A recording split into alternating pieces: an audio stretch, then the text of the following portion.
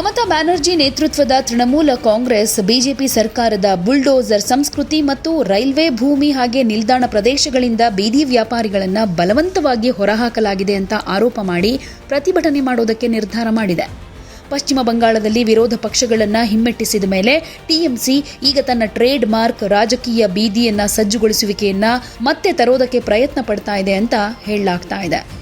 ಫಾಲ್ತಾ ವಿಧಾನಸಭಾ ಮರುಚುನಾವಣೆಯೊಂದಿಗೆ ಟಿಎಂಸಿ ಗುರುವಾರ ಹೌರಾ, ಸೀಲ್ಡಾ ಮತ್ತು ಬ್ಯಾಲಿಗಂಜ್ ನಿಲ್ದಾಣಗಳ ಬಳಿ ಪ್ರತಿಭಟನೆಗಳನ್ನು ನಡೆಸುತ್ತೆ. ಮಂಗಳವಾರ ಕಾಲಿಘಾಟ್ನಲ್ಲಿ ಟಿಎಂಸಿ ಶಾಸಕರ ಸಭೆಯನ್ನ ಪಕ್ಷ ನಡೆಸಿತು. ಅಲ್ಲಿ ಮಾಜಿ ಮುಖ್ಯಮಂತ್ರಿ ಮಮತಾ ಬ್ಯಾನರ್ಜಿ ಅವರು ಪಶ್ಚಿಮ ಬಂಗಾಳದ ಆಡಳಿತಾರೂಢ ಬಿಜೆಪಿ ಸರ್ಕಾರದ ವಿರುದ್ಧ ನಡೀತಾ ಇರೋ ನೆಲಸಮ ಅಭಿಯಾನಗಳನ್ನು ಹಾಗೆ ಅತಿಕ್ರಮಣ ವಿರೋಧಿ ಅಭಿಯಾನಗಳ ವಿರುದ್ಧ ವಾಗ್ದಾಳಿಯನ್ನ ನಡೆಸಿದ್ದಾರೆ. ಸಣ್ಣ ವ್ಯಾಪಾರಿಗಳ ಅಂಗಡಿಗಳನ್ನು ಬುಲ್ಡೋಸರ್ಗಳಿಂದ ಪುಡಿ ಮಾಡಲಾಗ್ತಾ ಇದೆ. ಈ ಸರ್ಕಾರ ನಮ್ಮ ಸಾಂವಿಧಾನಿಕ ಆದರ್ಶಗಳು ಹಾಗೆ ಮೌಲ್ಯಗಳನ್ನು ಅಣಕಿಸ್ತಾ ಇದೆ ಅಂತ ಅಭಿಪ್ರಾಯ ವ್ಯಕ್ತವಾಗಿದೆ.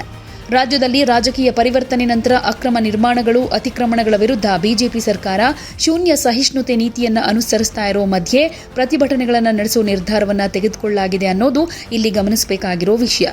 ಹೀಗಾಗಿ ತೃಣಮೂಲ ಕಾಂಗ್ರೆಸ್ ಈಗ ಮತ್ತೆ ನಿರಂತರ ಬೀದಿ ಹೋರಾಟಗಳನ್ನು ಮಾಡೋದಕ್ಕೆ ತಯಾರಿ ಮಾಡಿಕೊಳ್ತಾ ಇದೆ.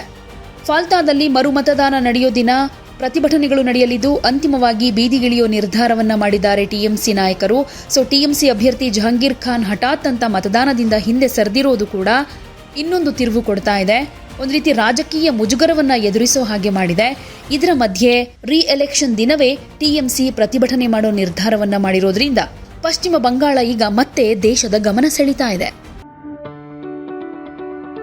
ಯಾವುದೇ ಸುದ್ದಿಯ ಅಪ್ಡೇಟ್ ಅನ್ನ ಮಿಸ್ ಮಾಡ್ಕೊಳ್ಬಾರ್ದು ಅಂದ್ರೆ ಈಗ್ಲೇ ಒನ್ ಇಂಡಿಯಾವನ್ನ ಸಬ್ಸ್ಕ್ರೈಬ್ ಮಾಡಿ. ನಿಮಗೆ ಬೇಕಾದ ಭಾಷೆಯಲ್ಲಿ ಎಲ್ಲಾ ಸುದ್ದಿ ತಿಳಿಬೇಕು ಅಂದ್ರೆ ಒನ್ ಇಂಡಿಯಾ ಆಪ್ ಅನ್ನ ಡೌನ್ಲೋಡ್ ಮಾಡ್ಕೊಳ್ಳಿ.